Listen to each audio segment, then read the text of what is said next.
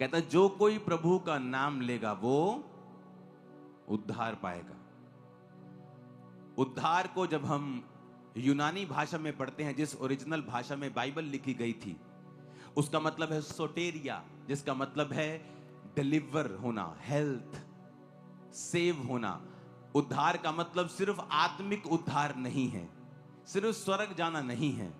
उद्धार का मतलब स्वर्ग जाना है, उद्धार का मतलब हीलिंग है, उद्धार का मतलब फाइनेंशियल उद्धार है, फिजिकल उद्धार है, मेंटल उद्धार है, हर तरह का उद्धार है, हर तरह की हीलिंग है जो परमेश्वर आपको देता है।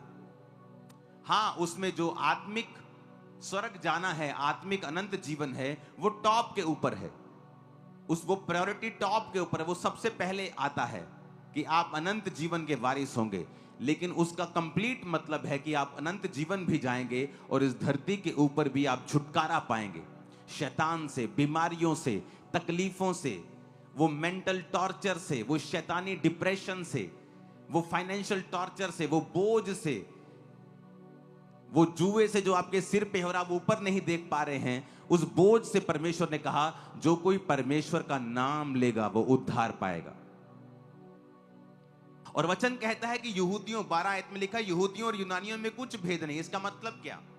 इसका मतलब चाहे वो क्रिश्चियन हो चाहे नॉन क्रिश्चियन हो, जो कोई परमेश्वर का नाम लेगा वो उद्धार पाएगा।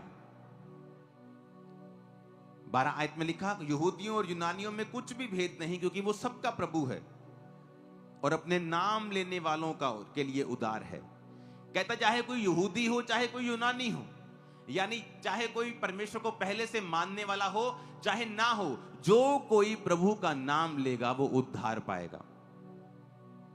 वो उद्धार शारीरिक है, वो उद्धार आत्मिक है, वो उद्धार फाइनेंशियल है। वो छुटकारा पाएगा अपने कर्जों से भी, अनंत जीवन को पाएगा, वो स्वर्ग राज्य का अधिकारी होगा। जो कोई परमेश्वर का नाम लेगा वो उद्धार पाएगा। यहूदियों और यूनानियों में कुछ भी भेद नहीं। जो कोई आएगा और जीसस का नाम लेगा वो बचाया जाएगा अपनी शर्मिंदगियों से, अपने कर्जों से, पापों से, दुखों से, बांझपन से। जो कोई, एनीबॉडी। परमेश्वर नहीं कहेगा तू किस धर्म से आता है, तूने कितने पाप किए हैं। अगर हम माफी मांगेंगे और परमेश्वर के पास आएंगे तो उसने कहा तू उद्धार पाएगा, तेरे पाप चाहे लाल रंग के हों मैं उन्हें माफ कर दूंगा।